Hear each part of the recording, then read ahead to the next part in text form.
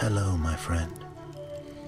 Today I will tell you another long-forgotten legend. Close your eyes and let the magic transport you to Middle-earth. Our journey begins.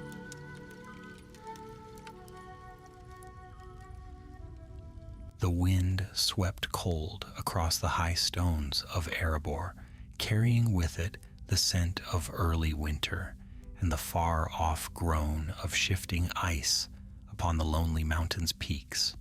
King Dáin Ironfoot, newly settled upon his throne after the battle of 5 armies, stood upon the great balcony that overlooked the valley below.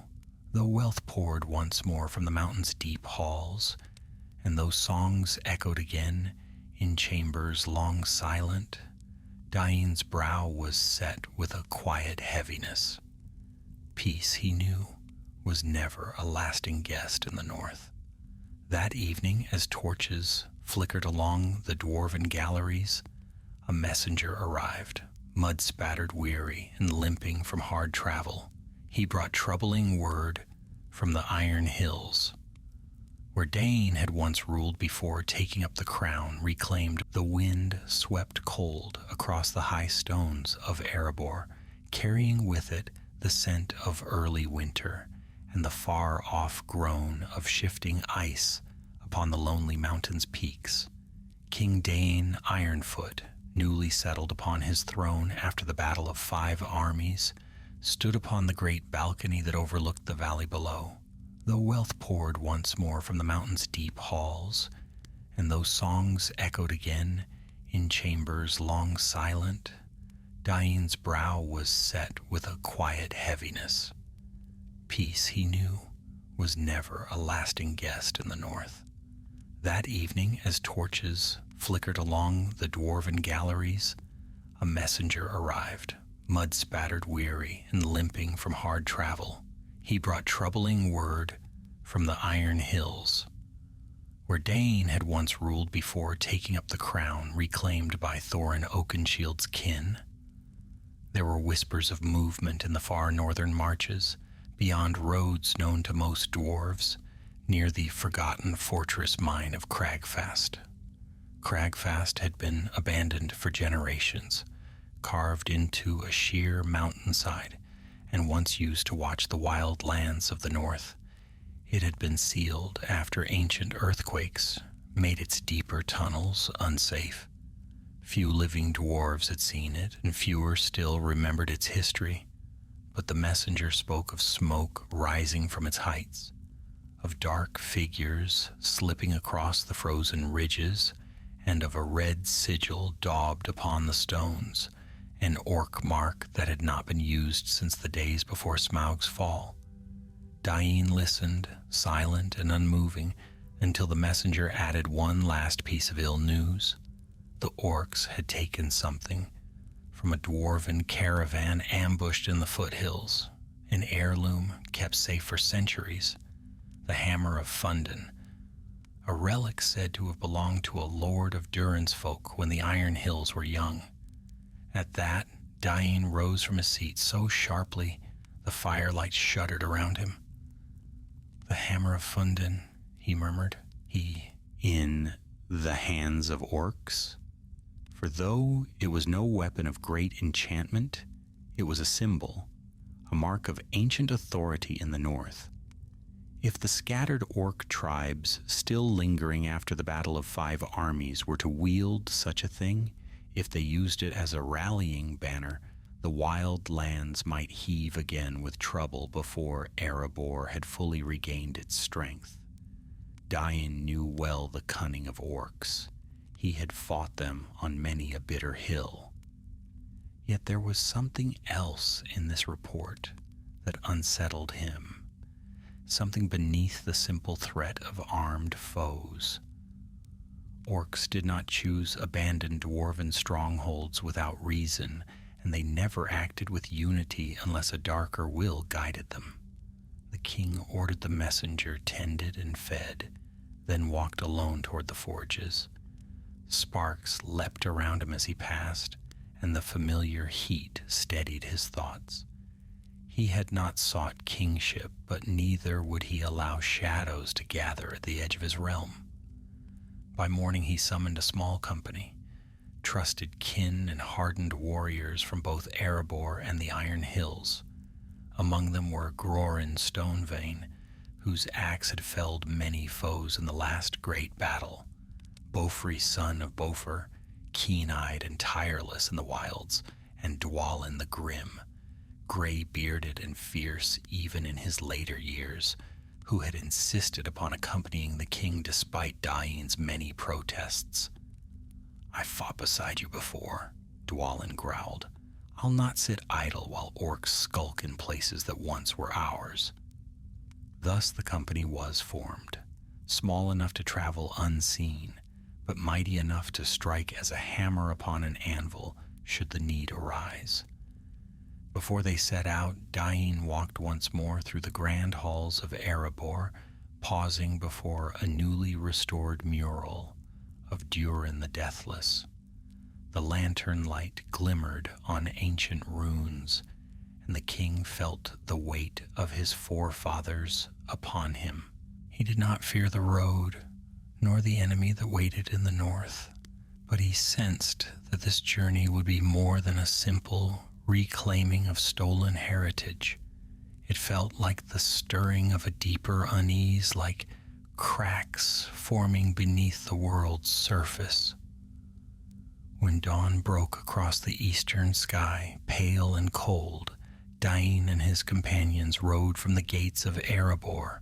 Their cloaks snapped in the wind, and the hooves of their sturdy mountain ponies thudded softly upon the frozen ground. The road ahead led first to the Iron Hills, then northward into lands few dwarves now traveled. Snow had begun to gather in thin sheets along the ridges, and the sky bore that still heavy look that warned of harsher storms to come. Yet Dáin rode steadily at the front, his eyes fixed on the horizon where adventure and danger awaited. The company soon left the settled paths and passed into lonely country, where the wind seemed always to howl with voices not its own. Wolves followed at a distance, their howls rising each night from the darkened slopes. More than once, the dwarves glimpsed shapes moving far off along the ridgelines, quick, hunched, and accompanied by the dull gleam of torchlight. Cragfast, once a quiet outpost of dwarven stonecraft, had awakened to unwelcome guests. Still, the full truth of what awaited them, the orcs, their newfound boldness, and the shadowed force whispering behind their rise, remained hidden in the cold winds of the north. And as Dáin led his company deeper into the wild, he felt the first tremor of the conflict to come, like the distant roll of thunder far beyond the mountains. Snow fell in slow, drifting veils as Dáin, Ironfoot, and his company pressed deeper into the wild northern reaches. The land rose and dipped in long, lonely swells, great shoulders of stone half buried beneath ice, and valleys filled with cold, whispering winds that seemed older than the memory of any living dwarf. Each night, the company set their camp by the shelter of boulders or in narrow clefts of rock, where the fire's glow could be hidden from unfriendly eyes. For unfriendly eyes were surely watching. On the 5th evening of their journey, Grorin Stonevein returned from scouting with frost on his beard and worry in his voice. "There are tracks in the snow," he reported. "Orcs, and more than a handful. They're moving with purpose. Too many steps for wandering stragglers." Dwalin spat into the fire. "They're following us, testing our strength, or guiding us," Bofri muttered, rubbing the hilt of his knife. "Ever feel as though someone waits ahead, drawing us on like fish on a line?" Dáin listened without speaking. The thought had troubled him as well. It was not like orcs to linger so near dwarf warriors unless they held some advantage, or unless another will compel them from behind. Still the king held fast to his purpose. Cragfast lies but a day and a half from here, he said. Whatever foe seeks us, we shall meet him on ground, once shaped by our own kin. Let the orcs follow if they wish. Stone halls and dwarven axes will show them little mercy. Encouraged, the company pressed onward at dawn. That day the sky cleared, revealing a cold blue sweep from horizon to horizon. Far ahead, a narrow ridge rose like the spine of some ancient beast. Beyond it, veiled by distance and faint cloud, stood the dark crags that guarded Cragfast. Yet the road did not go quietly. Near midday, Beaufrey raised his hand sharply. "Hear that?" he whispered. At first, the others heard nothing. Then came the faint, scraping rasp of metal upon stone, slow, deliberate, and too steady to be the groan of settling earth. Dwarves drew weapons in silence, forming a protective circle around the ponies. The scraping ceased. From the shadows of a jagged ravine, a hunched figure crept forth. Its skin was gray-black, its limbs twisted, and its armor a patchwork of rusted plates. Yellow eyes gleamed beneath a crude helm. An orc scout, alone only in appearance. Dwalin surged forward, but Dáin halted him with a raised hand. "Wait. It wishes something." Indeed, the creature did not attack. It approached with a strange caution, as though it carried a message it dared not lose. It raised a ragged banner, a strip of leather smeared with dark red. Upon it was drawn a rune, a jagged hammer struck through by a clawed mark. "Their sign," Grorin growled, "mocking us." But the orc hissed and thrust out the banner again, shaking its head as though urging them to look closer. Its voice croaked in broken Westron. "Come, see, King of Stone, see before night." Before any dwarf could reply, an arrow flew from the ridge behind. It pierced the orc through the throat. The creature fell without a sound. At once, dark shapes rose along the rocks above. Orcs, nearly a dozen, snarling and shouting. Their ambush was sprung too early, the scouts slain by their own impatience or some deeper plot among their ranks. "Shields!" Dáin bellowed. The company closed ranks as arrows clattered against their mail. Beaufrey loosed a bolt from his crossbow, fell in an archer. Dwalin charged with a roar, climbing the slope with the fury of a storm. Grorin and two others followed, axes flashing. The clash was swift and brutal. The narrow ridge worked in the dwarves' favor. The orcs, forced to funnel their attack, could not overwhelm the disciplined formation below. Dwalin cut down two who dared bar his way. Grorin's axe cracked through helm and bone, but the orcs retreated as quickly as they appeared, melting back into the rocks with eerie coordination. When the fight ended, the ridge lay silent, save for the rasp of dwarf breath.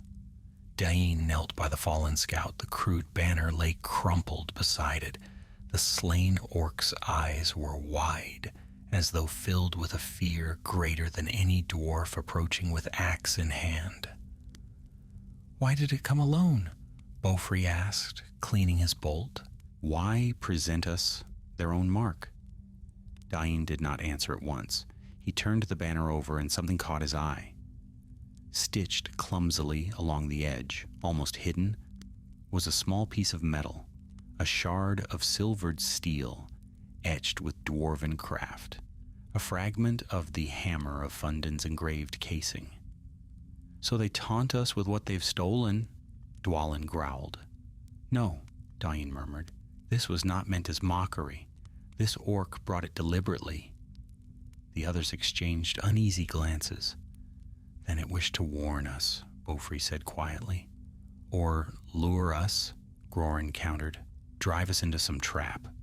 Dáin rose to his full height. The wind tore at his cloak, but his eyes burned with grim certainty. Whichever it is, we shall face it at Cragfast.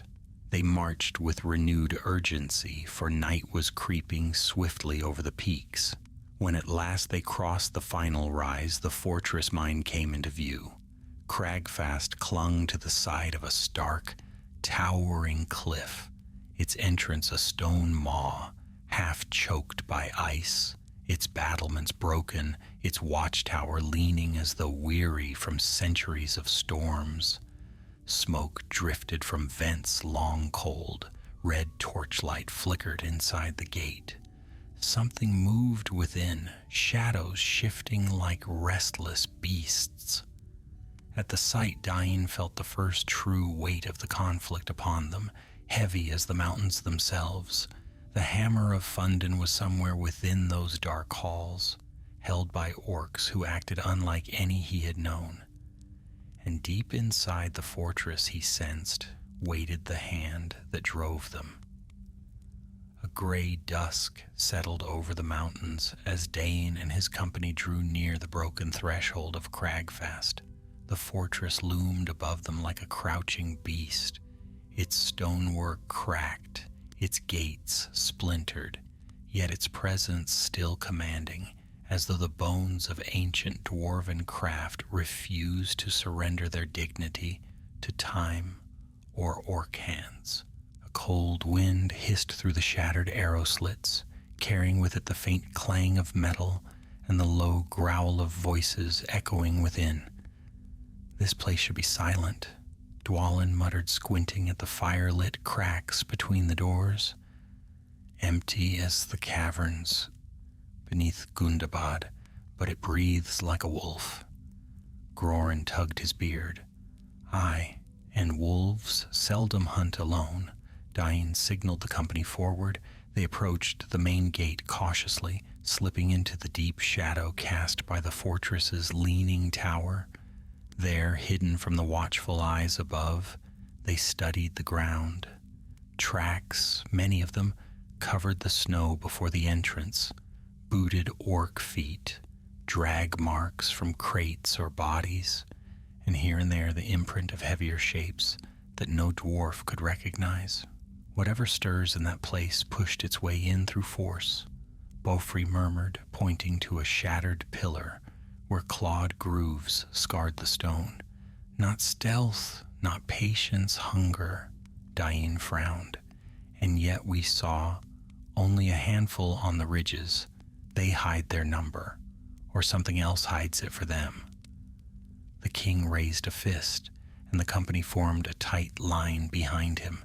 Together they slipped through the half-broken gate, moving quietly as drifting snow.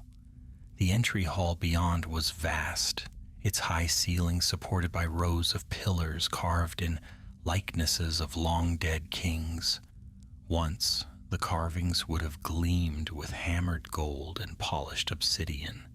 Now they were smeared with soot and hacked by crude blades. Torches guttered in iron brackets along the walls, filling the chamber with a wavering, reddish light. The orcs had not only claimed the place, they had made it their den, yet it was strangely quiet. Too quiet. No guards paced the floor, no laughter or snarling quarrels echoed from the adjoining passages. Only the low murmur of distant voices carried from deep within the fortress, as though the main company of orcs were gathered far from the gates. A warning thrill moved through Dáin's blood. "They want us inside," he whispered. "And here we walk like sheep to shearing," Grorin grunted. "Better sheep with axes," Dwalin said. "Let them try." They advanced, passing beneath archways etched with runes now blackened by smoke. Their footsteps echoed faintly, swallowed by the sheer emptiness of the halls. The fortress smelled of damp stone, old dust, and fresh orc stench, yet also something else, a sharp, metallic taint, like air that had not been breathed for ages. As they reached the first branching corridor, Dáin halted. A faint sound drifted to them from the left passage, a rhythmic tapping, as though someone chipped stone with a small hammer. He lifted a hand. Beaufry crept forward and peered around the corner. He froze. "What is it?" whispered Dáin. "A dwarf," Beaufry breathed, "or what remains of one." They gathered around the corridor entrance. There, hunched beside the wall, was the withered form of a dwarf long dead, still clad in the mail of Cragfast's ancient guardians. His helm lay cracked beside him. A rusted pick rested across his knees. His fingers, nothing more than bone, were still curled around the handle, and from the stone beside his skull came the faint tapping. Tap, tap, tap. Dwalin shuddered. "That is no living hand." Beaufry leaned closer. "It's something behind the wall, something trying to break through." Before they could speak further, a heavy clang echoed from the central hall behind them. The dwarves turned sharply. Shadows moved. A line of torchlight widened. Steps thundered across stone. "Orcs!" Grorin barked. From the far end of the hall, a band of them poured forth. Far more than the company had seen outside. Their armor was mismatched, their weapons jagged, but their formation was uncharacteristically disciplined. They moved with purpose, as though driven by a single command. Their leader strode at the front, a tall, broad-chested orc with a helm fashioned from the skull of some mountain beast. He carried a two-headed axe, and slung across his back was a bundle wrapped in blood-dark cloth. Dáin stepped forward, planting his boots firmly upon the stone. "Stand fast. We shall not yield this hall." The orc leader laughed, a grating, hollow sound. "Yield? Nay, dwarf king. We have awaited you." With a flick of his axe, he signaled his warriors to hold. Then he unfastened the bundle at his back and let the cloth fall away. There, gleaming faintly even in the red torchlight, was the casing of the Hammer of Fundin, the ancient dwarven relic stolen from the caravan. The orc held it up with a mocking flourish. "Does your heart stir, Ironfoot? Do you long for this trinket of your fathers?" Dwalin roared with fury, but Dáin held out an arm to restrain him. His voice was steady and cold. "You desecrate what you do not understand." "Understand?" The orc leader grinned, baring yellowed fangs. "We know its worth, we know who seeks it, and we know who commanded us to bring it here, to this broken hall where stone remembers every whisper." Dáin stiffened. "Who commands you? Speak plainly." But the orc only tapped the relic's frame with one clawed finger. "The one beneath, the one who stirs in the deep cracks your kin sealed long ago." The dwarves exchanged tense glances. Something beneath Cragfast? Something ancient? The tapping behind the wall seemed suddenly louder, closer, as though answering the orc's words. Before Dáin could question further, the orc chieftain hurled the relic casing toward the far end of the hall. It clattered across the stone, but then, impossibly, slid into a narrow crevice in the floor as though drawn down by unseen hands. At once, the entire chamber trembled. Dust rained from the ceiling. A deep, groaning rumble rose from the earth itself. The dwarves braced themselves as the floor beneath them shuddered again, more violently this time. Dwalin shouted, "The mine shafts below are waking!" The orcs withdrew swiftly, scrambling up stairways and side passages as though eager to avoid what was coming. Dáin's pulse hammered. "To the pillars! Brace yourselves!" But it was too late. With a thunderous crack, the floor at the center of the hall split wide. A burst of stale, icy air rushed upward, carrying with it the smell of deep earth and long-forgotten darkness. the tapping ceased. Something vast stirred far below, and as the echoes faded, the dwarves understood. Reclaiming the hammer of Fundin was no longer their only charge. Whatever ancient presence the orcs served had awakened. The split in the stone yawned wide, a jagged wound in the heart of Cragfast. A chill rose from the depths like breath from some slumbering beast, and the torches nearest the fissure sputtered, as though frightened. Dáin gripped the haft of his axe and stared into the chasm.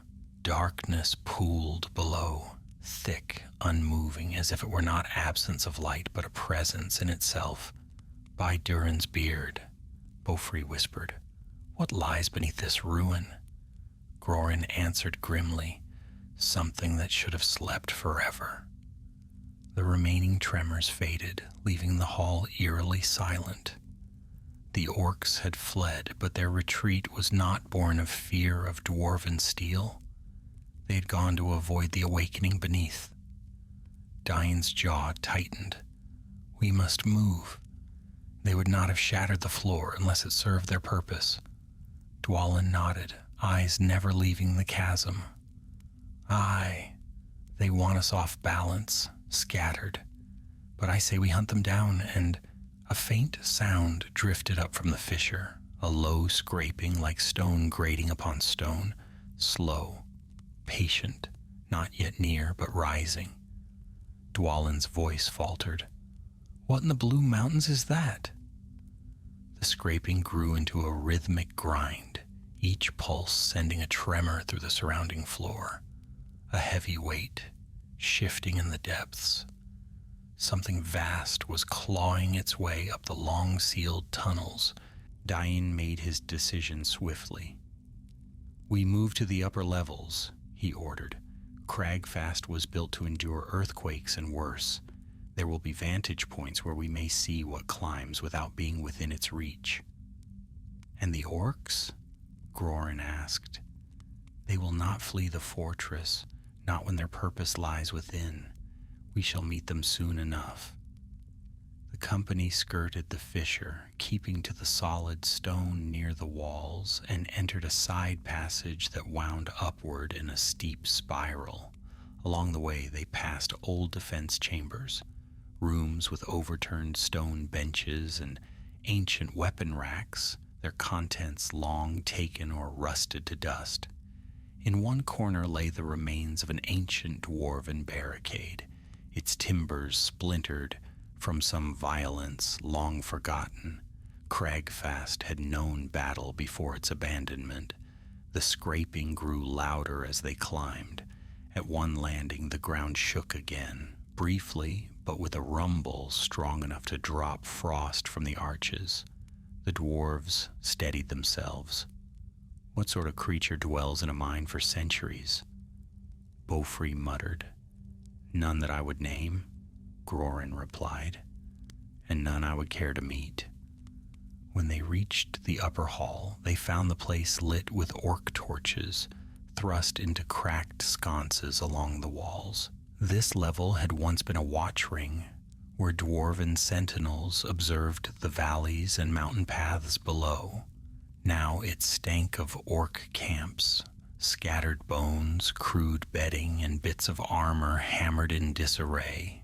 At the far end of the hall lay a balcony overlooking the central shaft of the fortress.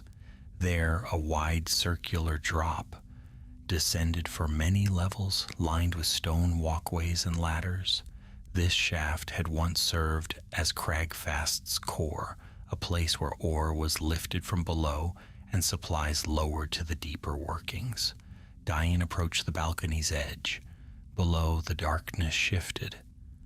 A faint glow pulsed in the depths, like embers awakening under buried ash.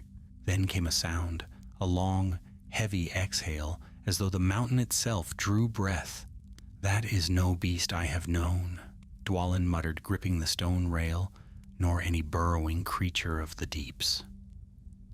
"It awakens because of the relic," Dáin said quietly. The orc chief spoke truth. They brought the hammer of Fundin as an offering. Beaufrey swallowed. To that, Dáin did not answer, for another sound rose from below. Voices, orc voices, harsh, guttural chanting in a tongue older than many lands. The company retreated from the balcony as a troop of orcs marched onto the level beneath them, carrying torches and beating upon crude drums.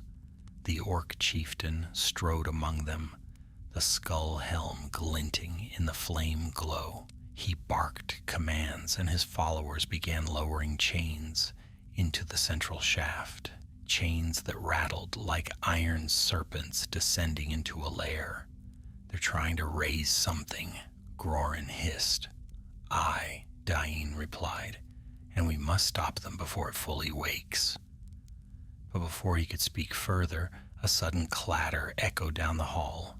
Behind them, the company spun around and saw a figure standing near the stair they had climbed. It was another orc, but smaller, gaunt, and shaking. Its armor hung loose, and its eyes flicked between the dwarves in terror. It raised both hands and croaked, "No fight, no fight! Listen, beard folk!" Dwalin bristled. "Another trick?" The orc shook its head violently. "No trick, no lies. Chieftain mad, all mad. He serves the one below. We not want this waking." Dáin stepped forward, though he kept his axe ready. "You fear what is beneath?" "Yes," the orc whimpered. "Old thing, old hunger, stone worm that sleeps under mountains, crack wraith, deep devourer. We know not its true name, but our shamans say it feeds on heat of earth and memory of stone." Beaufrey paled. "A stone worm? Here?" Grorin gripped his axe. "I heard tales of such creatures in the Elder sagas, but thought them naught but dwarven fears carved into story." The orc shook its head again. "Real, very real. Our chief fed it the dwarven relic to stir it, to buy its favor, to call other tribes to him with its rising." Ian's voice hardened. "Why tell us this?" "Because if it wakes," the orc stammered, trembling, "it will eat us all, dwarf, orc, anything of stone or bone. Whole fortress fall into its maw, nothing live in the mountains for leagues." The company exchanged grim glances. The creature below was not ally to orc or dwarf. It was a remnant of an earlier age, perhaps kin to the nameless things whispered of in the deep tunnels of Moria. Dáin drew a steady breath. "If you speak truth, then hear me. Lead us to the main workings. We must reach the creature's lair and reclaim the relic before it rises." The orc looked up with wide, fearful eyes. "Deep devourer already near, but yes, there is path, hidden stairs behind an old stone forge. We take you, but quickly," Dwalin growled. "If you lead us astray, then we die together," the orc said simply. A silence followed. Then Dáin nodded. "So be it. Lead on." As the strange guide hurried ahead, the dwarves followed, moving through twisting passages where the air grew warmer and the stone beneath their boots seemed to pulse faintly. The scraping from below had become a steady rhythm, like the beating of some monstrous heart. The conflict that now lay before them was no longer simple battle against orcs. They must face an ancient creature rising from the deep and prevent a catastrophe that could shake the mountains themselves. The hidden stair behind the stone forge was narrow and steep, hewn in ages past when Cragfast still lived with the ring of hammers and the glow of forges.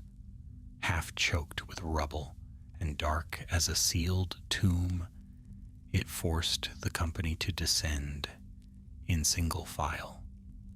Their orc guide crept ahead with quick, nervous steps, flinching at every creak of old stone. The dwarves followed, boots scraping softly, their breath steady but taut with readiness.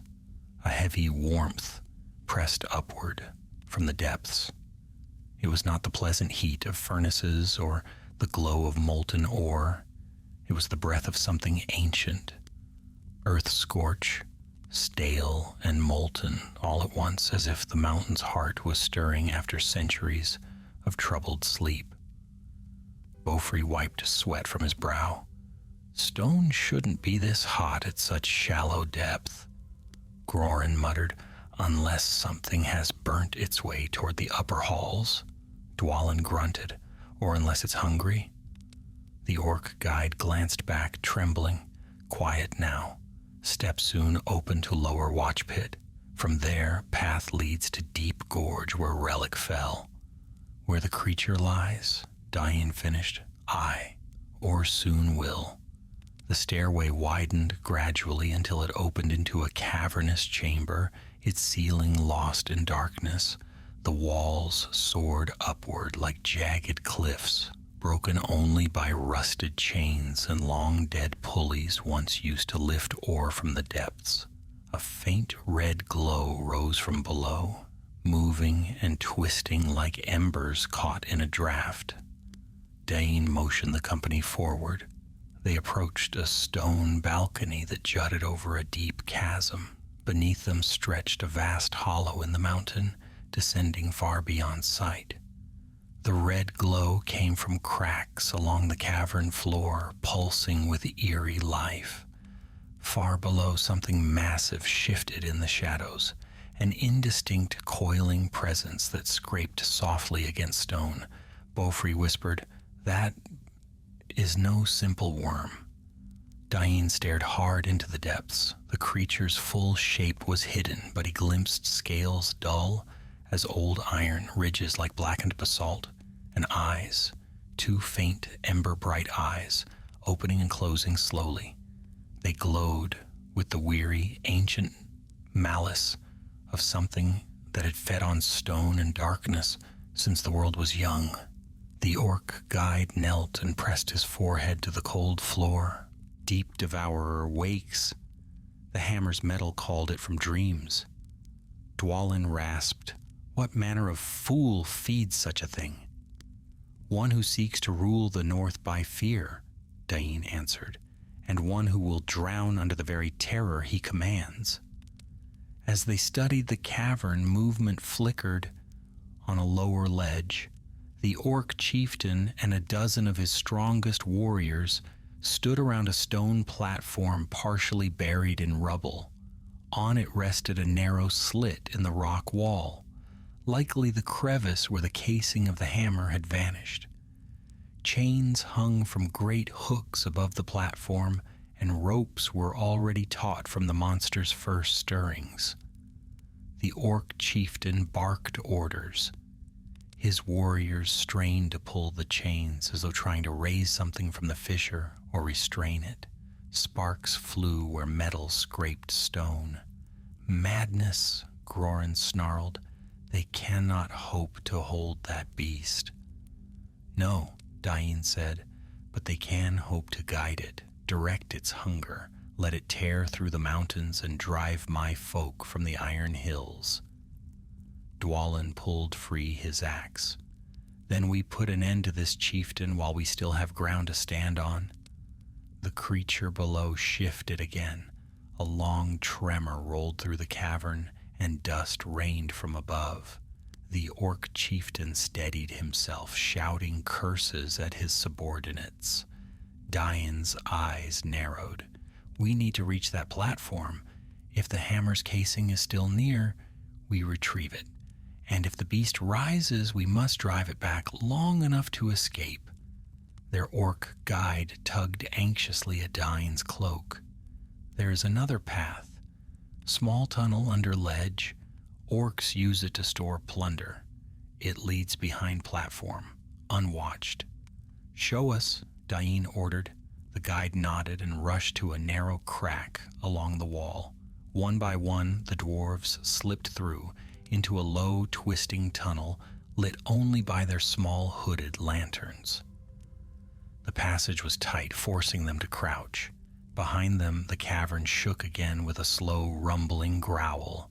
The tunnel bent sharply, then widened into a rough chamber piled with sacks, crates, and broken weapons. More troubling, bones lay scattered in corners. Orc bones, mostly, but among them were fragments of dwarven armor. Dwalin spat. "They plundered our kin's resting places." Grorin gripped his axe tighter. "For that alone, I'll—" "Hush," Dáin warned. "We are close." A low opening at the far end of the chamber glowed with flickering red. The dwarves approached and found a gap overlooking the platform from behind.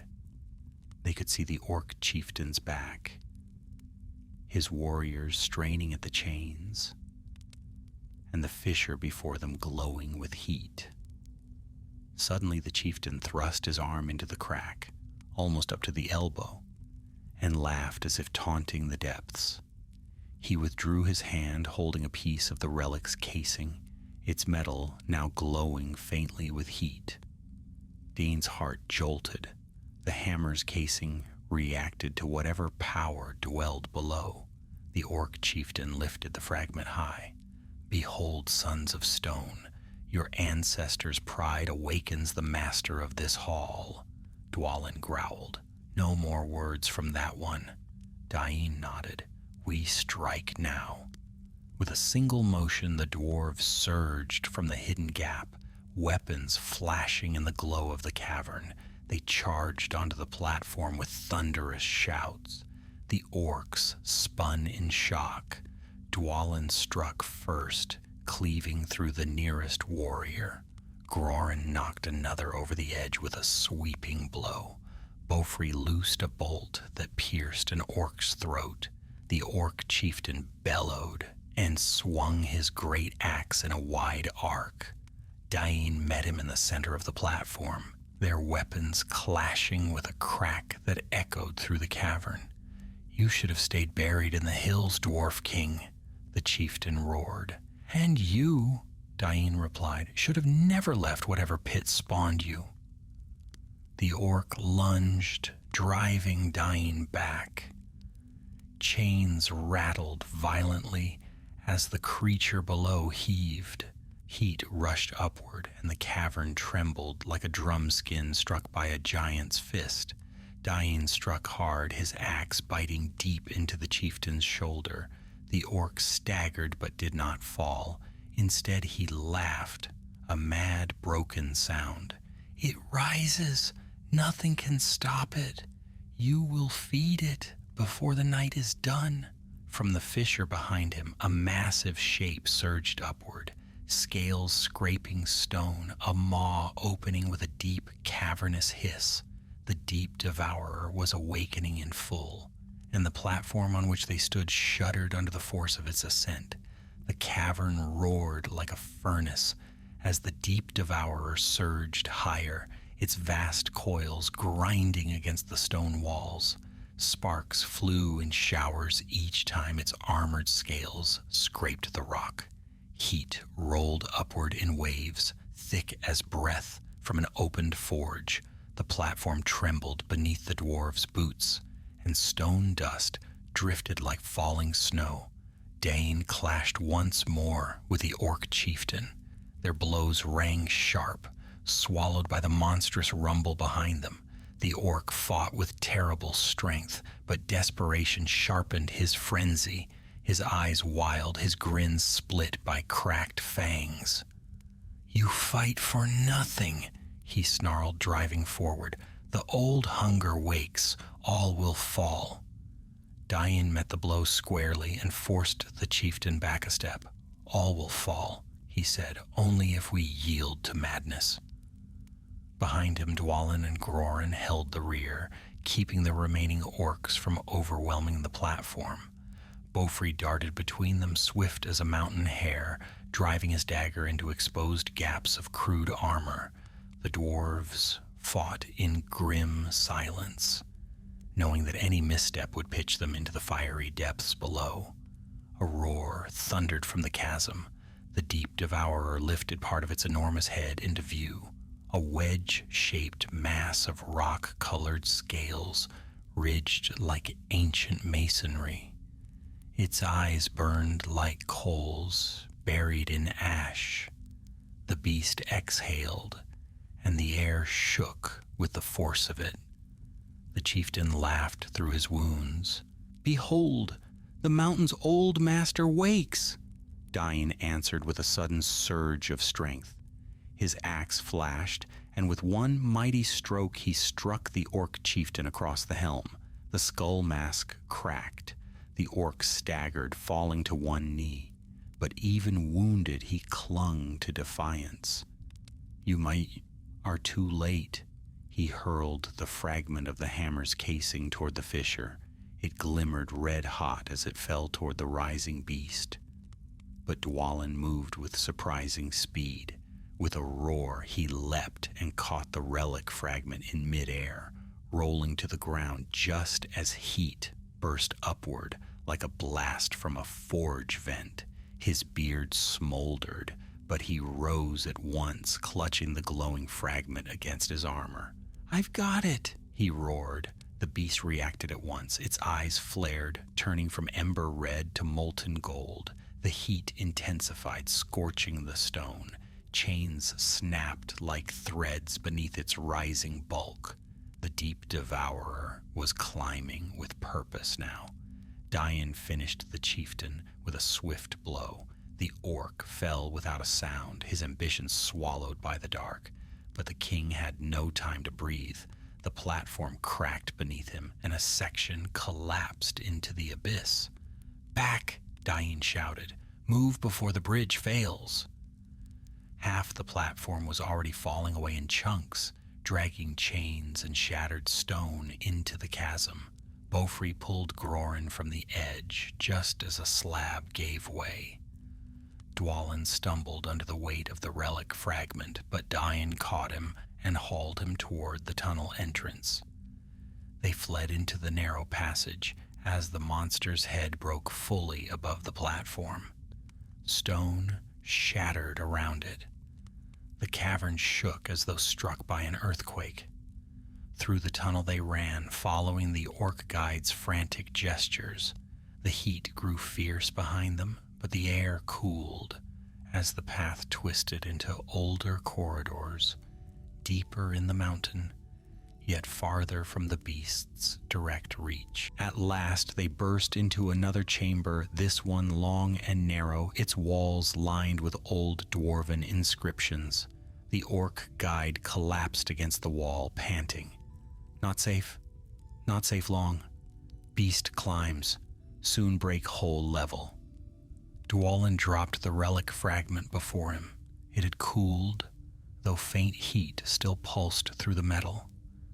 The runes on its surface flickered like dying embers. Dáin knelt and studied it. "Where is the rest?" "The casing was shattered when thrown into the fissure." Bofri said. "Perhaps more fell as the beast rose." "No," Dáin murmured. "It was drawn downward, as if the metal called to the creature, or the creature called to it." Grorin frowned. "But why? What use has a beast for dwarven craft?" "None," Dáin said, "which means something else stirs beneath its hide, a forgotten power or some enchantment clinging to the relic." The orc guide whimpered. "You must leave. Orcs above flee too. Beast will tear tunnels apart." Dáin rose. "We cannot leave, not yet." Dwalin stared at him. "You mean to slay that thing?" Dáin shook his head. "If it can be slain, it will take more than we carry. No, but sealing it, trapping it again, that we may yet do. Cragfast's old foundation holds two great floodgates carved to drown collapsing passages. If we lure the beast into the old ore avenue and release the gates, the torrent may force it deep again." Bofri frowned. "And we drown with it if our footing slips." "Aye," Dáin said, "but better to drown fighting than let that monster loose upon the north." The orc guide stared wide-eyed. "You will doom all." "No," Dwalin growled, "we save all." The ground shook again. Dust drifted from the ceiling.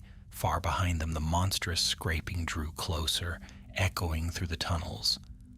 The deep devourer was climbing into the higher levels. Dáin pointed down an adjoining passage. That way, toward the Ore Avenue. If the beast follows, we make our stand there. Grorin cracked his knuckles. A stand worth song, then. Beaufry nodded. Aye, let the scribes call it madness. The orc guide darted toward a side passage. I go. I warn my kin. No one survive if you anger mountain spirit. Dwalin snorted. Coward. Perhaps, Dáin said, but even cowards carry warnings fast. The guide vanished into the dark. Already the temperature rose. A distant rumble shook the stone beneath their feet. The deep devourer was tunneling its way upward, melting stone with its breath, crushing pillars with its coils. The company moved as swiftly as dwarves could, following old markers carved in the walls, runes for direction, for safety, for water.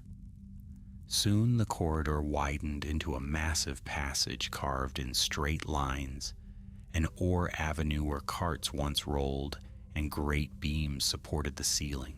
Two immense gates loomed at its far end, stone slabs so vast that even giants might have struggled to move them. Dáin approached the gate mechanism, an array of levers and wheels carved from ironwood and steel, untouched for centuries. If these still hold, he murmured, the mountain itself may aid us. Behind them the ground quaked violently. A deep, thunderous hiss filled the passage. The deep devourer had found them.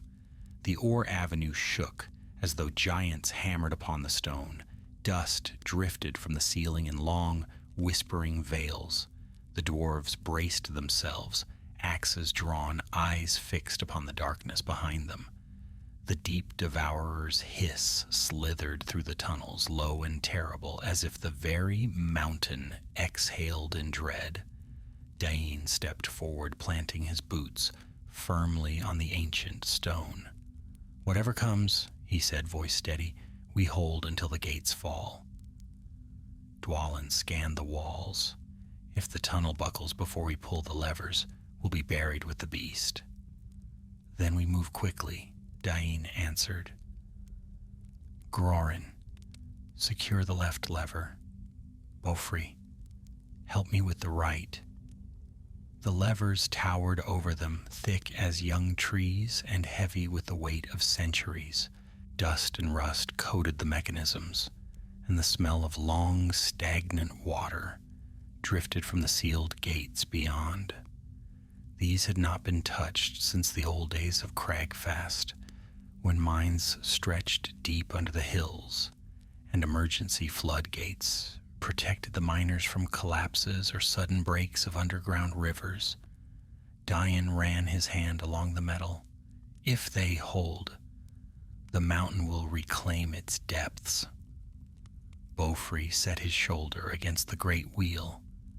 If they don't hold, we shall drown without even a beast to blame for it. That is the dwarven way, Dwalin growled. If we die, let it be doing something worth the stone we stand on. Another tremor shook the tunnel, stronger this time. Pebbles clattered across the floor. A deep crack split one of the support beams overhead. The deep devourer was forcing its way through the last bend of tunnel. A gust of heated air swept over them. The dwarves covered their faces as the air thickened with a metallic tang, harsh and choking. Then they heard it, the grinding of scales against rock, slow at first, then growing louder. The scraping became a thunderous roar as the creature's massive body pressed through the narrower shaft behind the ore avenue. Dáin gripped his axe tighter. Positions! Dwalin and Grorin took the front, shields raised. Beaufry stood behind, crossbow loaded. Dáin himself moved to their flank, ready to strike. The tunnel darkened as the glow from the beast's fissure-lit body filled the passage. Then the deep devourer appeared. Its head emerged first, broad as a wagon, armored in plates that looked carved from volcanic stone. Its eyes glared with molten light, and its maw opened to reveal rows of jagged mineral teeth, teeth shaped not for flesh, but for grinding rock to powder. The beast hissed, and its breath rolled like furnace heat, forcing the dwarves to step back. Dwalin snarled, "Come then, you overgrown cave snake." The beast struck. Its head lunged forward with terrifying speed. Dwalin barely raised his shield in time. The blow hammered into him, sending him sliding back several paces.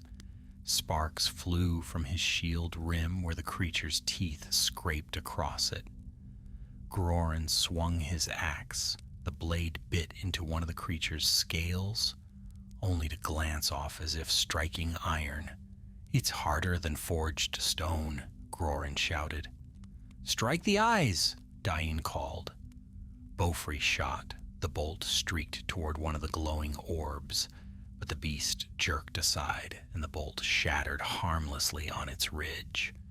The deep devourer roared and rammed its head into the tunnel floor. The stone buckled under the impact, throwing the dwarves to their knees. A ridge of molten cracks spread across the floor, glowing orange as if the beast's presence alone awakened the buried heat of the mountain. Dáin sprang up and charged. With a mighty shout, he brought his axe down upon the nearest glowing fissure, where the beast's scales thinned. The steel bit deep, sending up a spray of searing fragments. The creature recoiled, hissing in pain. "It bleeds heat!" Beaufrey cried. The beast thrashed in fury, and its tail, long barbed and plated like a battering ram, swept behind it. The blow smashed into one of the support pillars, snapping it like dry wood. The ceiling groaned, sending a rain of stone chips downward. "We cannot fight it long," Grorin shouted. "The whole tunnel will fall." "Then we give it something it cannot swallow," Dáin replied. "Fall back to the levers." They retreated step by step, keeping their shields raised as the monster pressed forward. It moved slowly at first, struggling against the narrowing of the tunnel, but its fury only grew.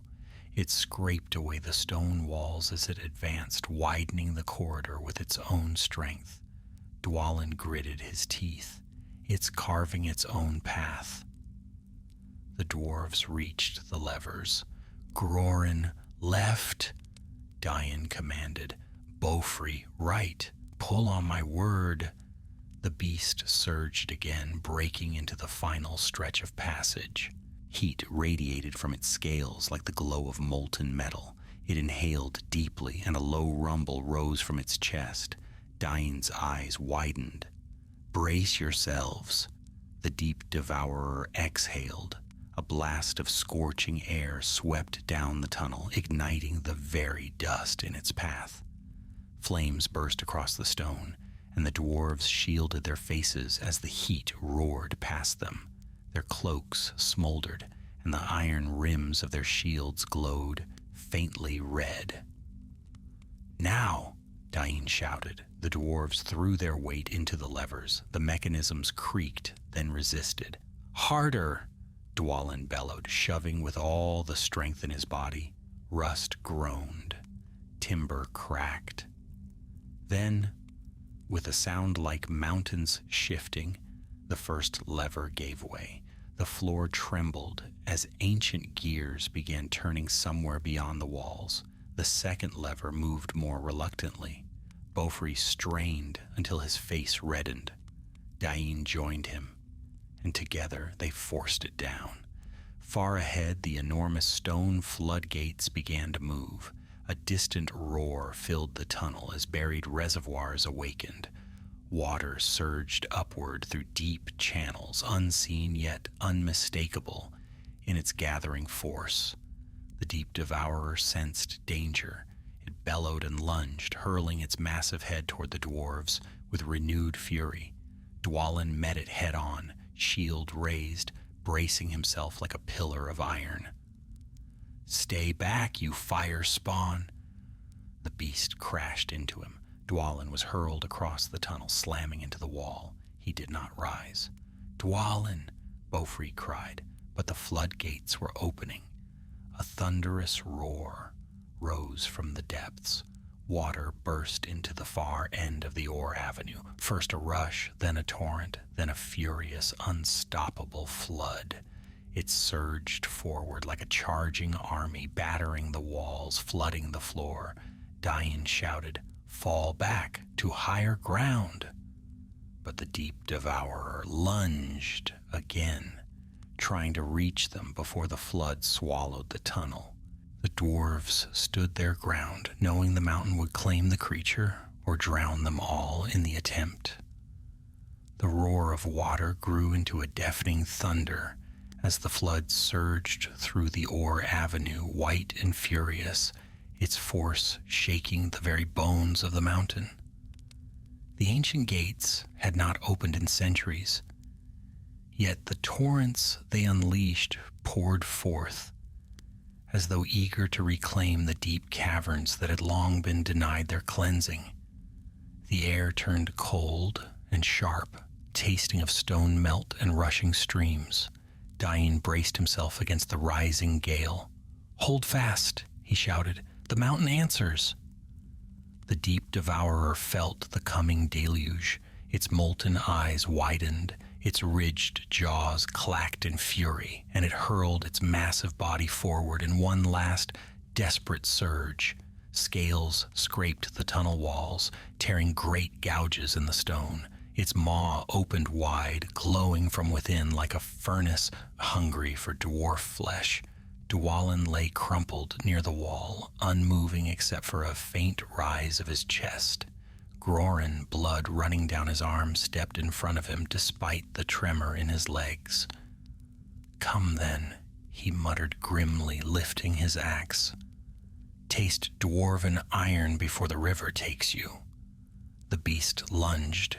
Dáin intercepted it, hurling himself into the path of the monstrous head. His axe struck deep into the softer ridges beneath its jaw. Steam and glowing shards burst forth, scorching his hands. The creature hissed with such force that the air vibrated. It reared back to crush him with its weight. But the water came.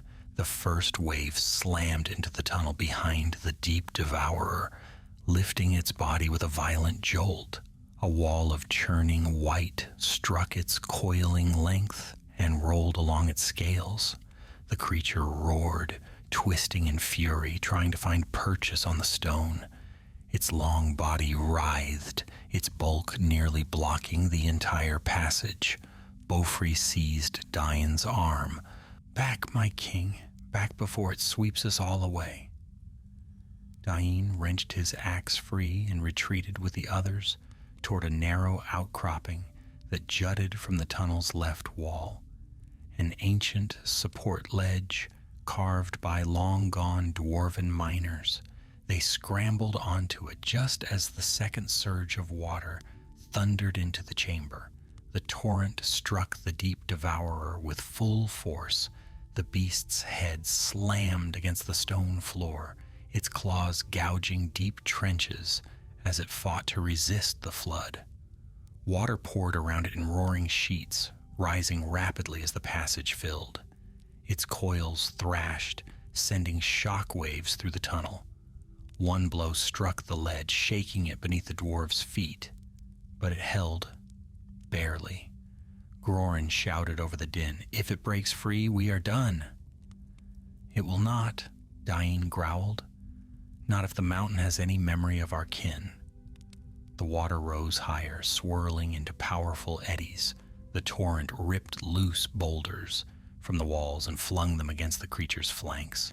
The deep devourer's eyes dimmed and flared again as it strained to lift its head above the rushing flood.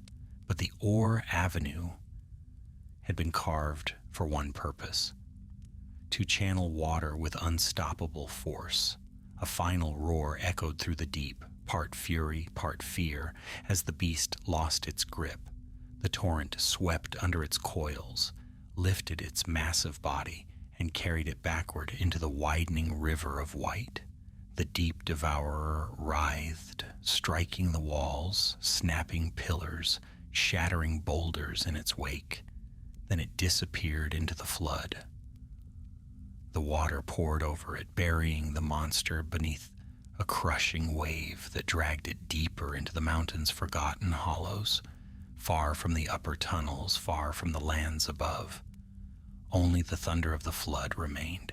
The dwarves clung to the ledge, panting, soaked and bruised. The heat of the creature faded, replaced by the cold bite of rushing waters. In the dim lantern light, the ore avenue looked transformed, its floor submerged, its walls darkened by torrents, its pillars trembling but unbroken. At last the flood slowed, settling into a steady river pouring into the deep. The rumble softened, the mountain exhaled. Beaufrey leaned against the wall, breathless. By all 9 hammers, it worked. Grorin let out a ragged laugh. Aye, the old gates still obey dwarven craft. A miracle. Dáin looked out over the water's swirling surface. Not miracle, he murmured. Stone remembers duty, even after ages of silence.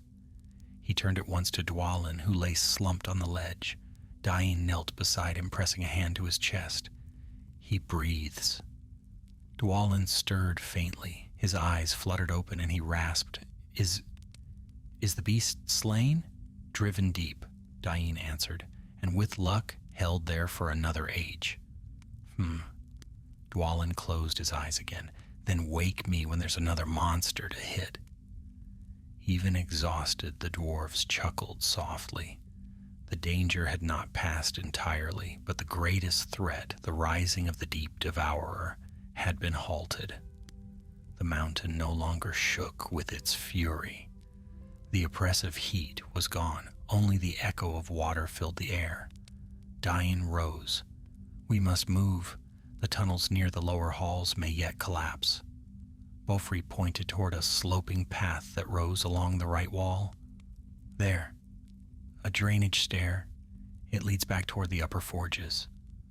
Grorin hoisted Dwalin's arm over his shoulder. Up we go, old friend. Come now before your bones freeze. Together they climbed the narrow stair, leaving the flooded ore avenue behind. The air cooled as they ascended, carrying with it the scent of old halls and lingering smoke. At the top of the stair they emerged into a small chamber half lit by faint daylight filtering through cracks in the stone. The rumble of the deep was distant now. The fortress above lay quiet. Beaufrey exhaled. It seems the orcs fled. No, Dáin said softly. Not all. Shapes moved along the corridor ahead, shadows wavering like ghosts against the stone. Footsteps echoed, slow and deliberate. The dwarves readied their weapons. For though the monster was gone, the servants who had summoned it remained, and the hammer of Fundin's fate was yet unfinished. The faint daylight slipping through the cracked stone did little to warm the chamber. It cast long, pale shafts across the floor, revealing dust, drifting like thin gray mist. The dwarves moved cautiously, their boots whispering over the cold stone as they approached the corridor where shifting shadows lingered. Dwalin, leaning on Grorin's shoulder, growled softly, If those orcs still draw breath, I'll gladly fix that problem. Hush, Dáin murmured. Their steps are measured, not panicked. These are not the rabble that followed the chieftain. Beaufrey tightened his grip on his crossbow. Then who? The shadows resolved into figures, 5 in all, moving with surprising order for orc kind. Their armor was dark and marked with crude, blackened runes. Their helms bore ragged crests of fur. These were not frightened stragglers or scattered survivors. They were the elite guard of the chieftain. At their head came an older orc, stooped slightly but with eyes sharp as flint under a heavy brow. His staff, carved bone wrapped in dark sinew, tapped the floor with each step. "A shaman," Grorin muttered, "the poison thought behind the lot." The shaman raised a hand, bidding his guards to halt. He studied the dwarves with unsettling calm, as though measuring them for some grim tally. "So," he rasped, his voice thin and cold, "the deep devourer sinks again into the dark. You beard folk have meddled in the ways of the mountain." Dwalin snorted. "And you tried to feed us to it. Seems fair." The shaman ignored him, his gaze fixed upon Dáin. "You are Ironfoot, the Hammer King. The chieftain spoke of you before he marched to his doom." Dáin stepped forward, axe in hand, but held at rest. "Your chieftain is dead by his own madness. This fortress is no home for your kind. Leave now, or you will join him in the dark." The shaman's lips curled into a thin, cracked smile. "The deep devourer was not our only purpose. It was merely the key to open the cracks of the world. You think we came to claim your stone tomb? No, we came for what lies beneath it." He tapped his staff once against the stone. A dull hum rippled through the air. Something answered far below, faint like a whisper from forgotten halls. Beaufry's eyes widened. Not the beast. Something else? The shaman inclined his head. "A whisper, older than any worm, a promise older than your halls. The dwarves who carved this outpost sealed away more than tunnels. They sealed voices, voices that call from the broken veins of the mountains." Dáin's jaw tightened. "You speak riddles. Enough of this." "Not riddles," the shaman hissed. "Warnings." He lifted his staff. Dark runes along its length smoldered faintly. The guards drew their blades. Grorin stepped protectively before Dwalin. "We've no strength for long battle." "We don't need long," Dáin replied, low and firm. "Just enough." Before the shaman could utter another word, Beaufry fired. The crossbow bolt whistled through the dim air and struck the nearest guard in the throat. The orc toppled without a sound. The chamber erupted into motion. Two guards rushed Grorin, their blades flashing. He swung his axe in a brutal arc, felling one and sending the other staggering. Dwalin, despite his wounds, shoved himself upright and smashed the staggering orc with his shield. Dáin charged the shaman. Their weapons clashed with a crack that echoed down the corridor. The shaman's staff, though made of bone and sinew, was hardened by dark enchantments. It met Dáin's axe without breaking, sparks leaping where they struck. "You cannot silence the mountain," the shaman snarled. "It stirs with ancient hunger." Dáin forced him back with powerful blows. "The mountain bows to no orc magic." The shaman lifted his staff, chanting in a guttural, ancient tongue. Shadows warped along the walls, twisting like grasping claws. A chill swept the corridor, cold as deep caverns untouched by sun or fire. Dáin felt something brush his thoughts, a whisper, faint but chilling, like a voice calling from beneath endless stone. A memory not his own flickered in the edges of his mind. Dark tunnels, endless hunger, eyes glowing in blackness. He gritted his teeth and drove forward. "Begone!" With a roar, he struck the staff's midsection. The runes along it flickered wildly, then burst apart as the staff snapped in two. A shock wave rushed outward, scattering dust and extinguishing the shaman's dark chant. The shaman gasped, stumbling back, clutching at the broken halves. "You fool! You know not what you—" But Dwalin ended his words with a blow from his shield, sending the shaman sprawling to the floor. The remaining orc guards faltered. Their leader defeated, their purpose broken, they hesitated. Beaufry, still holding the loaded crossbow, called out, "Run, if you wish to live." The remaining orcs fled down the corridor, vanishing into the shadows without a backward glance. Silence fell. Only the soft trickle of water from far below echoed through the chamber. Dwalin wiped blood from his brow. "Well, that was unpleasant." Grorin rested his axe on his shoulder. What was he babbling about? Voices beneath the mountain? Dáin slowly exhaled, staring at the broken staff on the ground. Cragfast was sealed for many reasons. Some dangers sleep, not in beastly shapes, but in ancient memories buried deep. The shaman sought to awaken something older than orc or dwarf. Beaufry picked up the relic fragment Dwalin had carried. The metal had cooled, yet faint runes still pulsed along its surface, as though sensing the deeper stirrings in the stone. "We still have the fragment," Beaufry said. "But the rest of the casing? And the hammer itself?" Dáin nodded. "They are somewhere below." Drawn into the cracks, the deep devourer opened. "We sealed the beast, but the relic remains lost, and its power is not yet silent." Dwalin groaned. "So our work is not done." "No," Dáin replied. "Not until the hammer of Fundin is returned to our folk." He turned his gaze toward the higher halls of Cragfast, where cold daylight glimmered faintly like hope. "We leave this curse deep," he said. "We go upward. The way forward begins above, not below." The dwarves gathered themselves, wounded, weary, but unyielding. The mountain was quiet now, its fury spent, but its secrets remained heavy in the stone. Together they ascended the long passage, unaware that another shadow stirred in the upper halls, one not orcish, nor of beastly form. Something else watched, something waiting.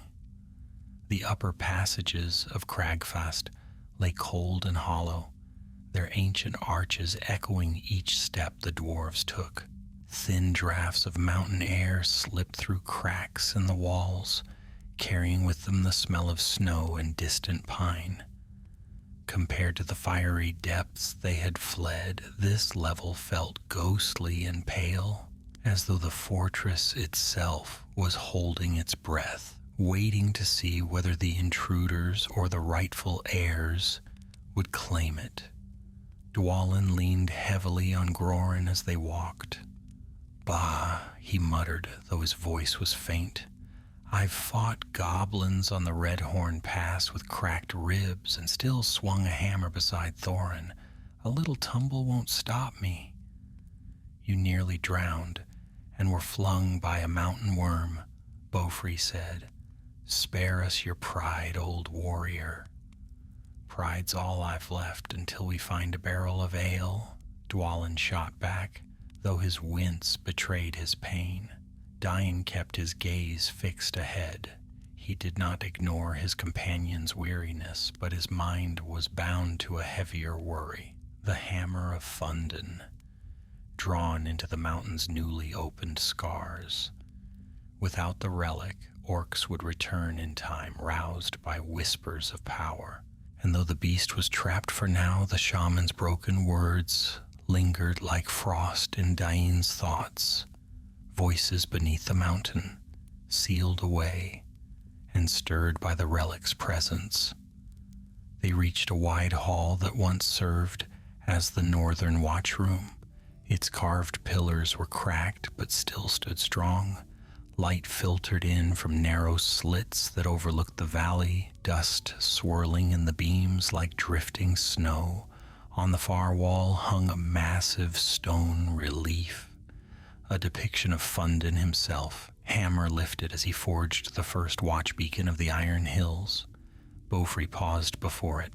Strange, isn't it, that orcs fought so fiercely to seize what they could never understand? "Strange," Dwalin muttered, but not new. Orcs covet strength they cannot make. They clutch what they fear, hoping to bend it to wickedness. Dáin stepped closer to the relief.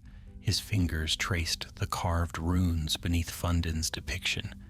This room once held the ceremonial casket of the hammer, before Cragfast was abandoned. Perhaps some clue remains here.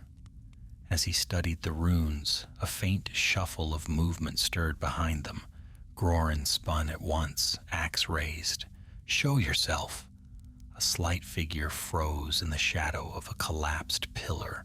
No orc shape, no creature of the deep, but a young dwarf lad, no older than 30 by their reckoning. His cloak was patched, his hair wild, and his face smeared with dust. He clutched a small carving chisel as though it were a dagger. Beaufry blinked in shock. A dwarf? Here? The lad shrank back, eyes wide with fear. "Don't hurt me. I've done nothing wrong." Dáin stepped forward, lowering his axe. His voice softened. "Peace, lad. You are among kin. What is your name?" "Rooney. Rooney Stonefold," the boy whispered. I came here with others months ago. We meant only to scavenge what tools and old ingots we could find. We didn't know the orcs had taken the deeper wards." His voice trembled. "They captured us. 3 of us escaped. Two were caught again." He swallowed hard. "I hid. I've been hiding ever since." Grorin's face hardened. "And you saw no way out?" "All the old stairwells were broken or guarded. The only path was through the deep mines and the lower tunnels. But they woke something there." Rooney shivered visibly. "I heard it scraping in the dark. I dared not go near." Dwalin coughed painfully. "You're fortunate you weren't swallowed by it." Rooney looked anxiously at the dwarves. "Has it truly risen?" "Risen and forced down," Beaufry said, "driven back into forgotten cracks." Rooney stared in awe at Dáin. You slew it?" Dwalin chuckled weakly. "Drove it off, lad. Beasts that old don't die easy." Rooney stepped forward, trembling but braver now. "If you've come to reclaim Cragfast, then you must know something." He turned and pointed toward the relief of Fundin. "There is a vault behind that wall. The orcs never found it. I only learned of it because I was crawling through the old vent shafts." Dáin exchanged a sharp look with Beaufry. "A vault? Then it may hold records, maps of the old deep mines." "Or something worse," Dwalin muttered. But Dáin nodded firmly. "Show us." Rooney led them to a spot where the carving's edge met the wall. He reached behind a cracked stone and pressed something hidden. With a low rumble, part of the relief slid aside, revealing a narrow passage descending into darkness. Grorin whistled. Secret craft indeed. They entered single file, descending into a small chamber lit only by their lanterns.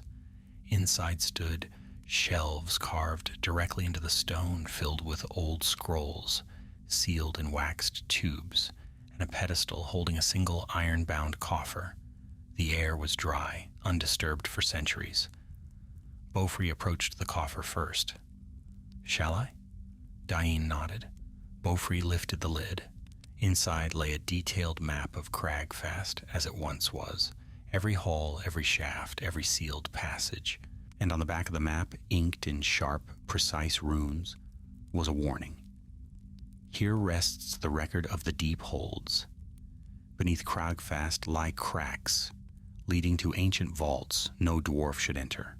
Sealed was the way, for within lie remnants of the first delving, echoes that speak with no tongue. Let no relic be born there, for stone remembers and awakens." Silence settled over the chamber. Dwalin let out a long breath.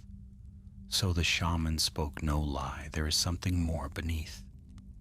Something our ancestors feared even more than the deep devourer, Grorin said quietly. Rooney swallowed. "What does it mean?" Dáin folded the map with care.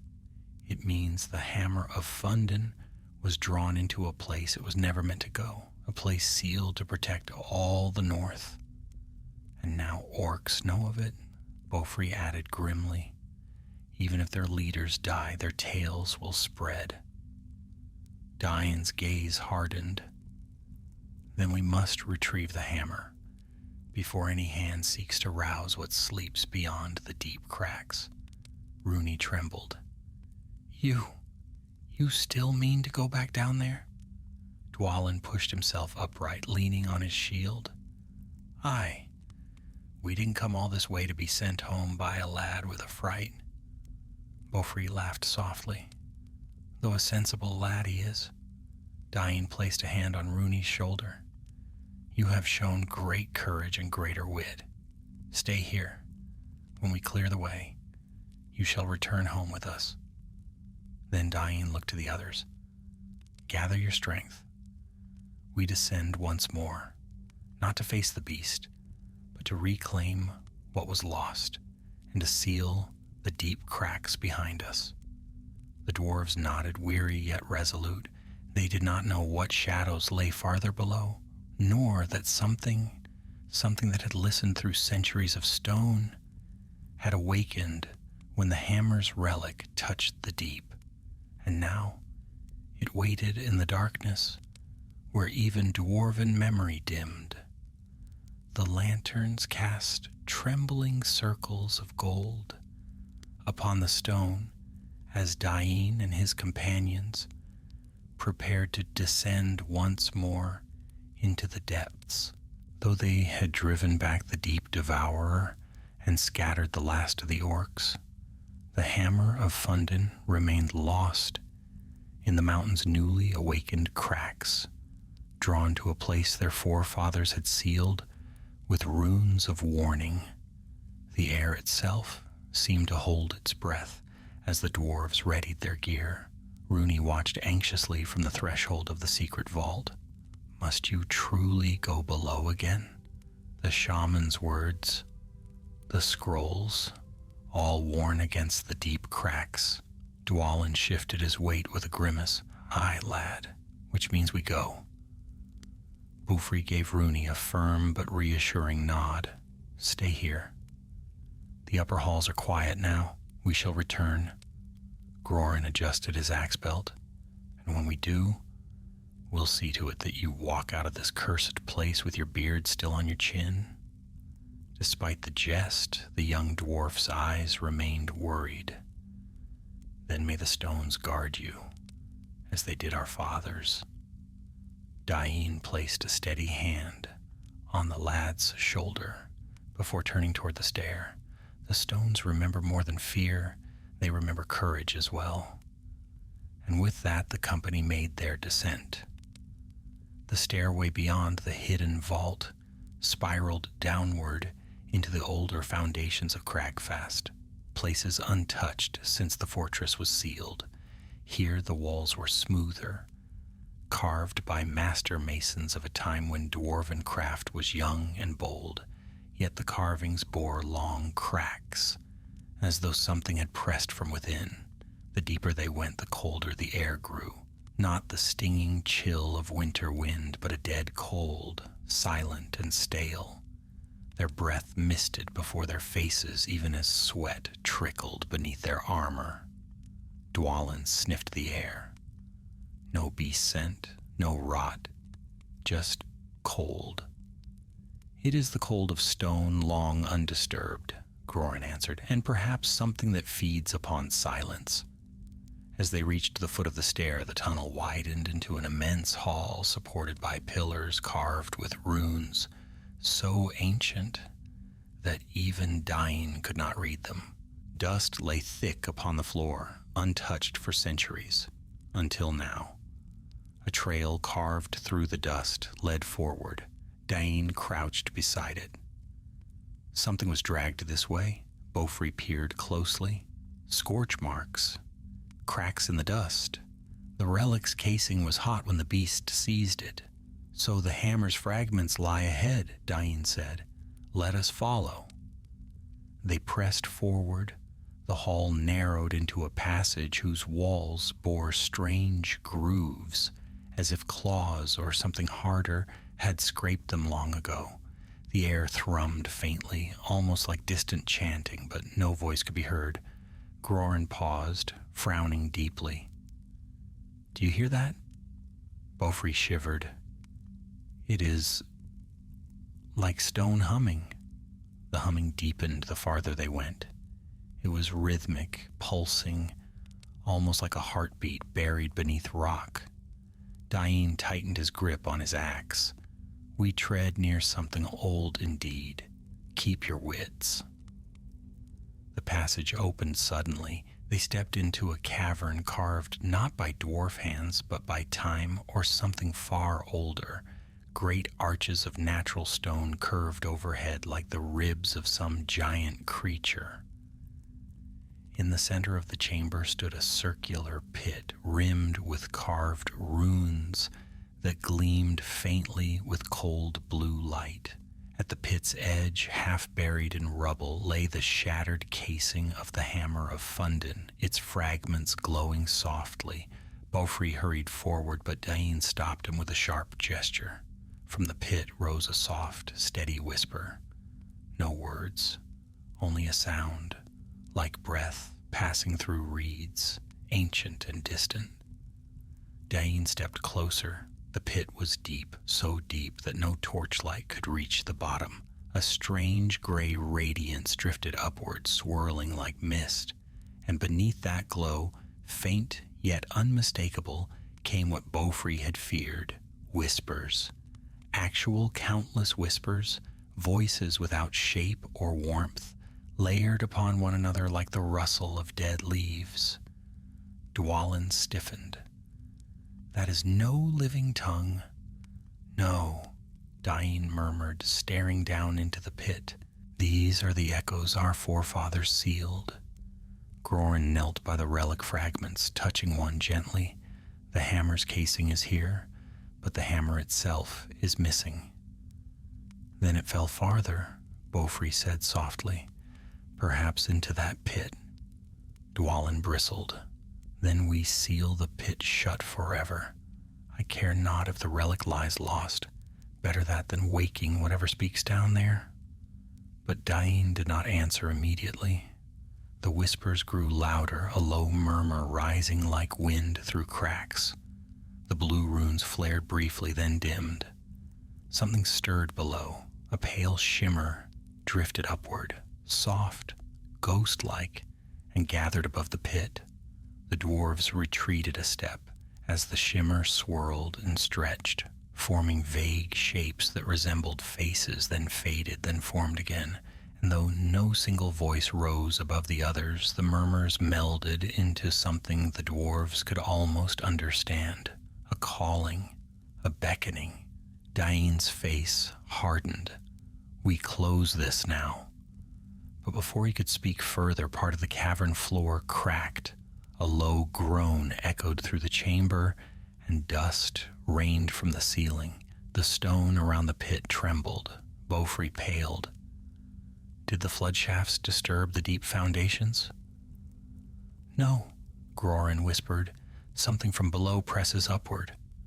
A fissure split wide behind the pit, and a blast of cold, mist-filled air burst forth. The lanterns flickered wildly. The whispers rose to a low, grinding chorus. Dwalin staggered backward. "We stirred it.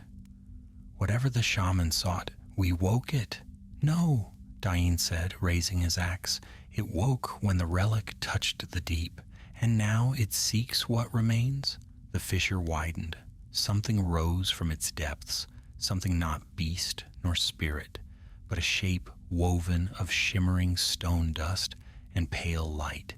It coiled like smoke, yet held form, its shifting surfaces reflecting the runes etched in the walls.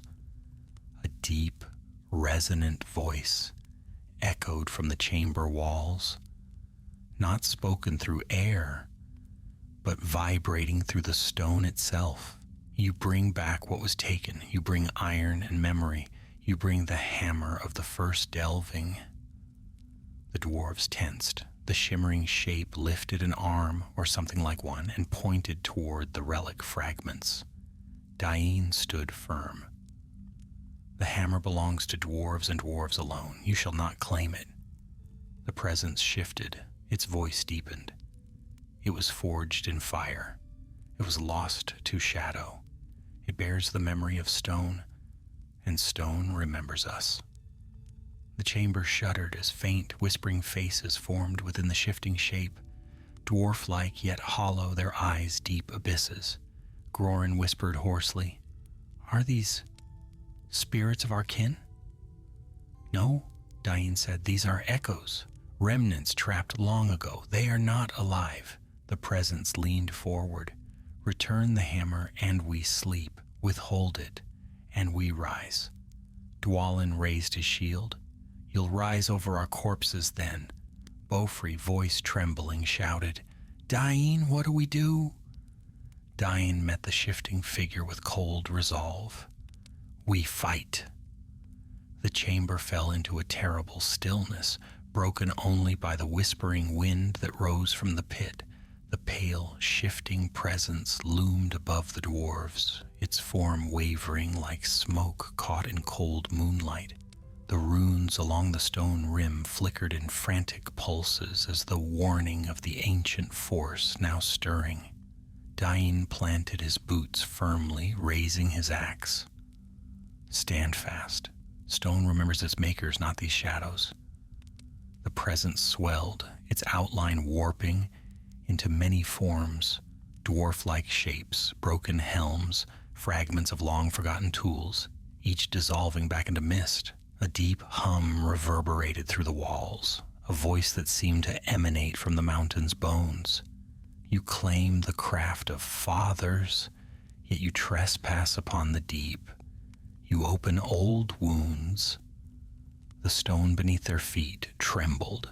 Cracks spidered across the floor, glowing faintly with pale blue light.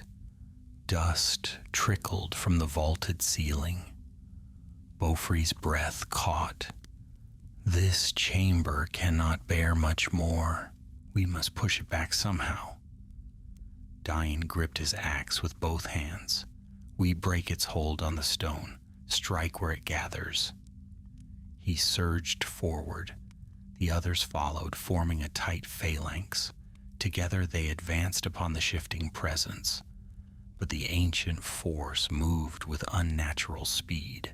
A blast of cold air swept outward from it, faster than a mountain wind. Dwalin staggered, barely keeping his footing. Grorin's beard froze with frost. Beaufry's lantern flickered wildly, nearly going out. The presence drew itself tall, expanding until it nearly brushed the cavern ceiling.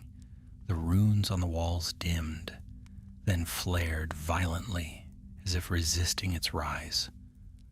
"We remember the deep. We remember the first delving. We remember the hammer that sealed us away." The pit churned with swirling gray light. A tendril of shimmering dust reached toward the shards of the hammer's casing. Dáin realized the danger instantly. "It seeks the relic. It means to merge with it." Dwalin roared in defiance, planting himself between the presence and the scattered fragments. "Not while I draw breath." The tendril lashed toward him, sharp as a spear of ice. Dwalin raised his shield just in time. The impact rang like a struck bell, throwing him back several paces. He slid along the stone, gasping as frost rimed the edge of his shield. Grorin swept in, axe swinging through the swirling dust. The blade met resistance, thin yet real, and the presence recoiled with a crackling hiss. The mountain groaned around them. Dáin charged, lifting his axe high. The presence gathered itself, swirling into a dense, hardened shape. Its voice boomed through the hall. "Return the hammer, return the memory, return the silence." Dáin struck with all his might. His axe cleaved through the center of the luminous mass, scattering fragments of pale mist across the chamber. For a heartbeat, the whispers ceased. But the presence reformed. The fragments whirled together with frightening speed, pulling moisture and dust from the air. The presence solidified again, now more jagged, more defined, its shape beginning to resemble a towering dwarf wrought from shadowed ice. By Durin's crown, Beaufry breathed. It learns, it strengthens. Dáin's voice was steady, though his jaw clenched in grim resolve. Then we strike harder. The presence thrust a massive arm of hardened mist toward Beaufry. Dwalin intercepted it with his shield, and the force drove him to one knee. Cracks spidered across the shield's surface. Grorin leapt forward, chopping down at the spectral limb, cleaving it in two. The severed pieces dissolved, but reformed swiftly into the swirling mass. The voices rose again, louder now, layered like stone sliding over stone. We are many. We are memory. We are what was sealed. Dáin felt the vibrations rise through the soles of his boots. This thing was not a spirit nor a ghost, but a remnant, an echo of those lost in the earliest delvings, trapped as the mountain shifted ages ago, bound in the deep cracks where stone parted, never living, never dead, a prison without bars, a memory without form, and now it wanted the hammer. If it claimed the relic, its hold upon the stone would stretch deeper, perhaps even beyond Cragfast. It could awaken other echoes buried in forgotten halls. The orcs had sensed this power, but they had not understood it.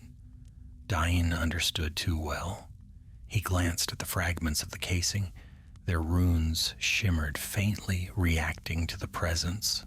"Beaufry," Dáin shouted, "gather the relic shards." Beaufry blinked in shock. "But hurry, bring them together." Beaufry dashed forward as the others held the presence at bay. He knelt beside the fragments, sweeping them into his arms. The shards vibrated, humming like strings pulled taut. Upon touching one another, they grew brighter. The presence sensed the movement. With a shriek that made the stone quiver, it lashed out in a dozen swirling strands. Grorin intercepted two with his axe, sparks of pale light scattering like frost. Dwalin, bruised but unbowed, threw himself before Beaufry, absorbing the brunt of the force. Frost spread along his armor, but he remained standing.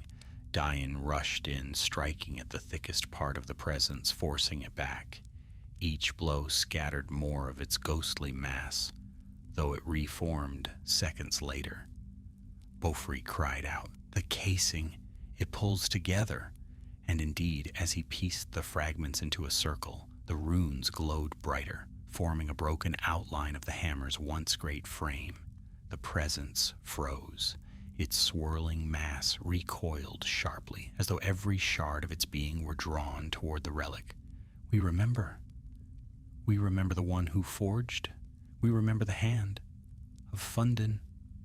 The whisper voices trembled. Dáin's eyes widened. It fears the relic's memory. "No!" Beaufry shouted over the rising hum. "Not fear, binding. The relic held it dormant before the deep crack collapsed." The presence surged forward, desperate now, raging like a storm tide. Dwalin braced himself. "Then what are we waiting for? Use it." Dáin raised his axe. "Beaufry, lift the shards and speak the runes. I do not know the full verse." "Speak whatever you can." Beaufry stood, trembling but resolute. He held the reassembled casing fragments high. The runes pulsed with light, casting long shadows across the cavern. He shouted the ancient words inscribed upon the stone relief. "By forge and fire, by breath and stone, by hand that wrought and craft we own. Let that which wakes return to rest." The casing flared. A beam of cold blue light burst from its broken center, striking the swirling presence. The light wrapped around it like chains forged of luminous stone. The presence writhed. its form cracking like ice under a hammer. No, we are memory. We serve the deep. Dáin finished the rite with a mighty cry. In the name of Fundin, sleep. The chamber shook violently. The presence shattered in a blinding flare. Shards of pale mist scattered like dust upon the wind, swirling once, then vanishing into the pit below. The whispers cut off. The hum ceased. The runes dimmed, and silence fell. A deep, final silence, heavy and absolute. The dwarves stood gasping, their weapons lowered, eyes wide as the chamber slowly settled. Beaufry collapsed to his knees, exhausted. Is it done? Dwalin slumped against the wall. If it isn't, then by Mahal's mercy, we're out of tricks. Dáin knelt beside the relic's broken casing. A faint glow still lingered, but it was fading peacefully now, like embers cooling after a long night. Aye, he said softly, it is done. But as he gathered the fragments into his hands, he looked down into the pit, and there, deep below, something faint glimmered, metallic and familiar. The hammer of Fundin, waiting to be reclaimed. The faint glimmer deep within the pit flickered like a lone star caught beneath the earth. Though the chamber lay still at last, its terrible whispers silenced, its ancient presence scattered, the dwarves stood frozen, staring into the abyss where the hammer of Fundin lay hidden. Dwalin wiped frost from his beard. Tell me that Shine is not another trap. Dáin shook his head slowly. No. Stone does not lie. That light is metal of our own craft. Beaufry leaned over the rim, his lantern stretched out over the pit. The dull glow illuminated a narrow ledge some 20 feet below, where the hammer rested upright in a cradle of broken rock. Its haft was cracked, its head chipped, yet it radiated a quiet dignity, the spirit of bygone ages untouched by the turmoil around it. Grorin grunted. A hard fall, but the deep has not claimed it. Not yet, Dáin replied. But the pit below leads farther. If the tremors return, it may slide beyond reach. Dwalin glanced around warily. And how, pray, do we go down without joining it?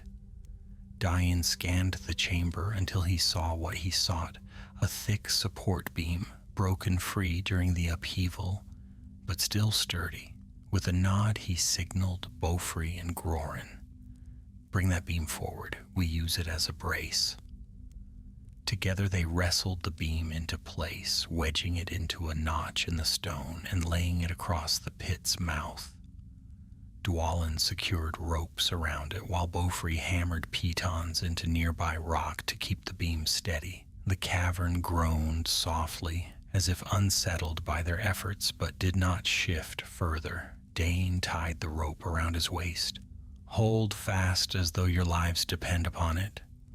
Dwalin raised a brow. They may well. Without another word, Dáin began his descent.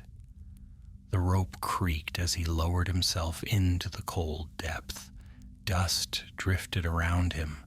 The walls of the pit were smooth in places and claw-marked in others, remnants of the thing that had inhabited these halls ages before. His boots brushed the rock ledge, sending a few pebbles cascading into the blackness below. At last he crouched beside the hammer. Up close, the relic stirred memories buried deep in dwarven blood. The head, though cracked, bore ancient runes of Fundin's lineage. The haft, wrapped in aged leather, felt warm, as if it still held the echo of its maker's hand. Softly, reverently, Dáin whispered, "Forged in the first watch of the Iron Hills, and restored now to your kin."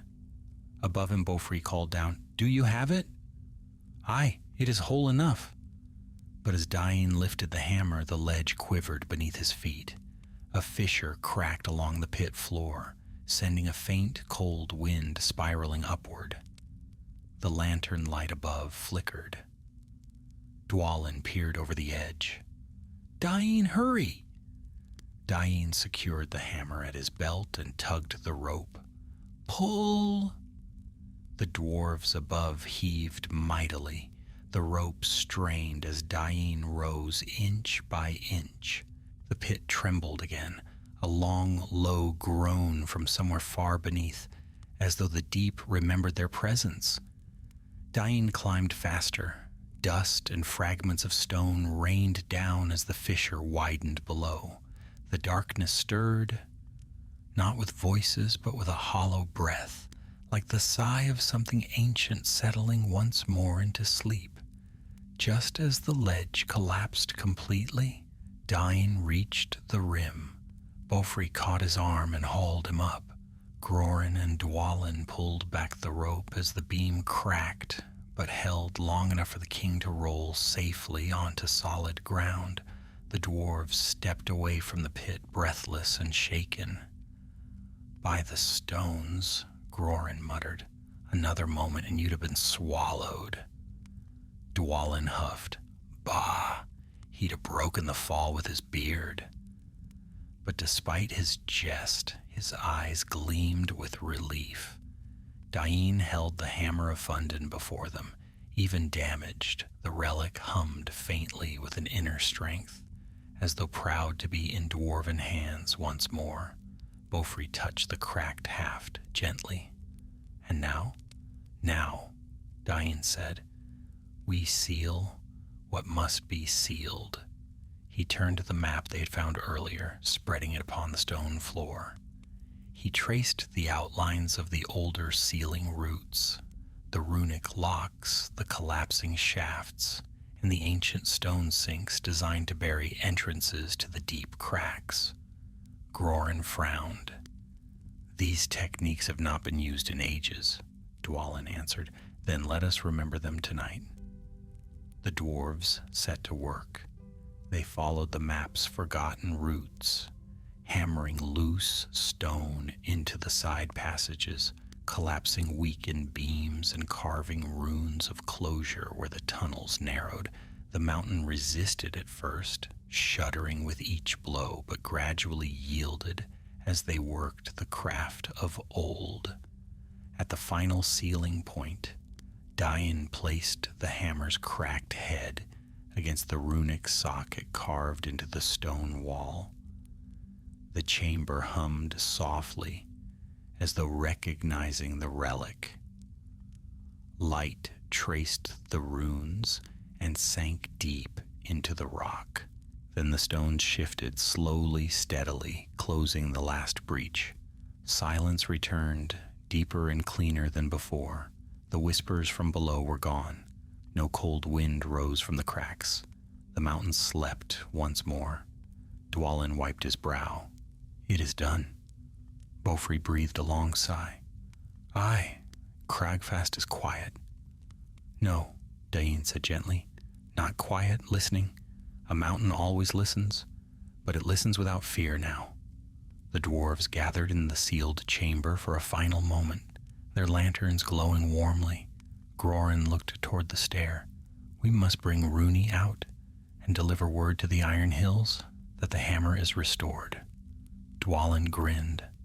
And perhaps stop in Erebor for a cask of ale before starting the tale? Bofri laughed. A tale that will stretch a full night's telling, I say.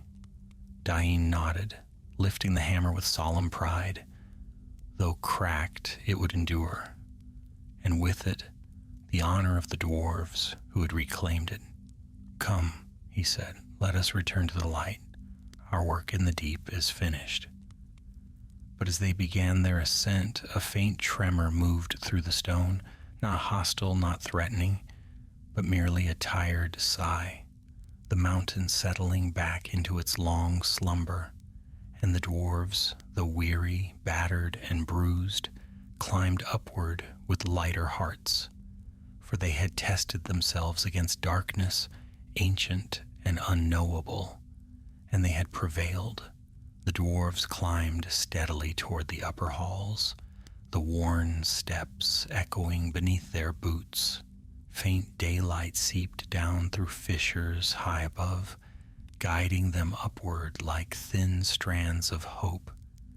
The air grew warmer, the ancient chill of the deep receded behind them like a fading nightmare.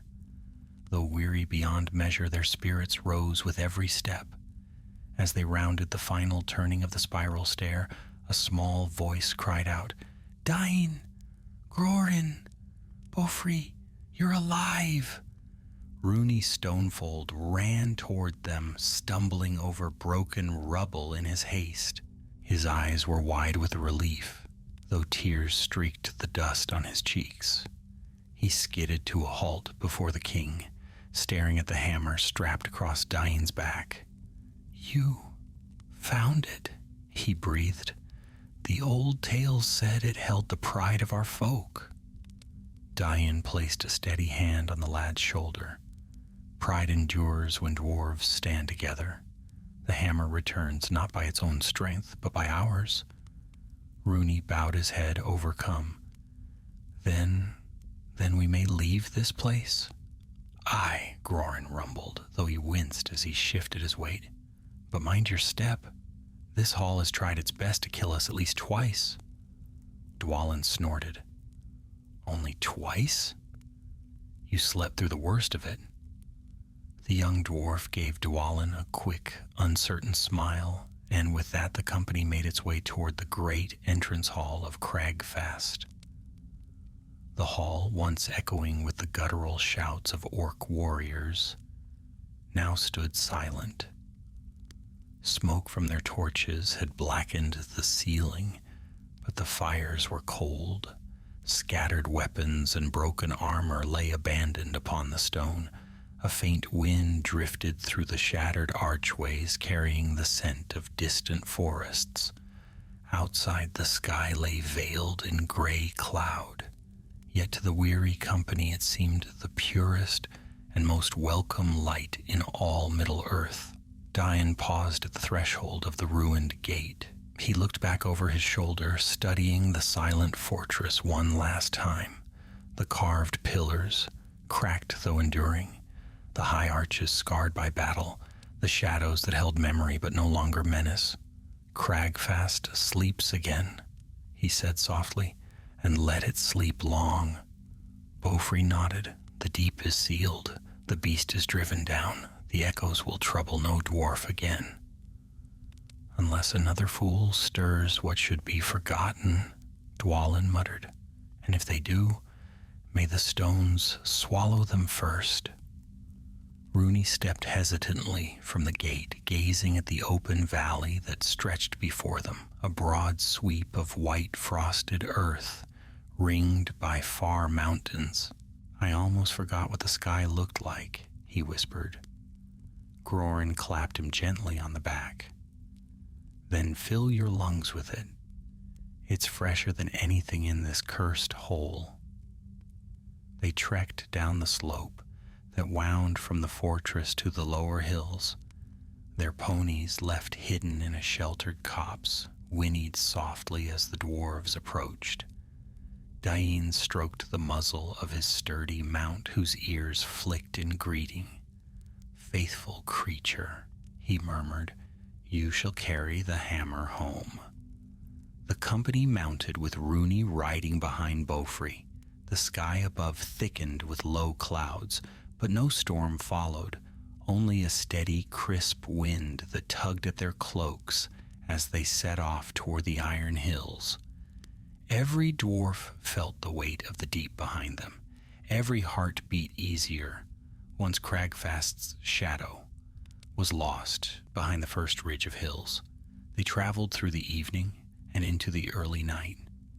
Stars emerged slowly as darkness deepened, though their light was hazy beneath the drifting veil of cloud. They spoke little at first. Exhaustion pressed upon them, and the silence of the wild offered its own quiet comfort.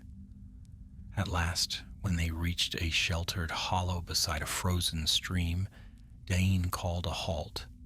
Here they set a small fire kindled with care, for orcs had scattered but were not entirely gone from the north. The flames cast gentle light upon their weathered faces. Steam rose from their breath, curling into the night. Dwalin lay back against his pack, groaning as he settled. If I never see another cavern floor again, it'll be too soon. Beaufry chuckled. If all caverns held treasure like this, he gestured reverently to the hammer, you would change your tune. Dwalin grunted. Treasure is well and good, but old horrors whispering in the stone? Bah! Rooney sat close to the fire, his face illuminated by the glow. He stared at the hammer with awe untouched by fear. I never thought I would witness such deeds. Will this be told in the great halls? Grorin leaned forward, his beard rustling softly. It will, and your name shall be in it, lad. For without your courage and keen wit, we might never have found the vault above.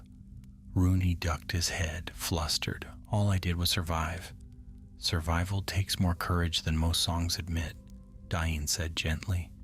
Do not forget that. The fire crackled. Silence fell, pleasant, peaceful. A silence earned. After a while, Beaufry cleared his throat. Dáin, when we return to Erebor, what shall be done with the hammer? Will it be reforged? Dáin drew the relic from its wrappings. The cracked haft and chipped head glinted in the firelight, worn by the passing of ages, yet enduring stubbornly. He held it with reverence. It shall be reforged, he said. Not for war nor for show, but as a symbol of our people's endurance. As long as the hammer stands, let our foes know the dwarves are not so easily broken. Dwalin nodded, his eyes softening. Aye, a good fate. Dáin wrapped the relic once more and set it beside him. He looked to the dark horizon where the faint outline of the Iron Hills lay hidden beyond night and frost. There will come a time, he said quietly, when shadows rise again in the north, when dark forces seek to break what we defend. But on that day, let the hammer remind our kin of what was faced here, deep under stone, where no songs reach. The fire crackled louder, sparks dancing upward to vanish into the starless sky. Rooney whispered, Will we speak of the thing we met in the deep? Dáin shook his head. No, some memory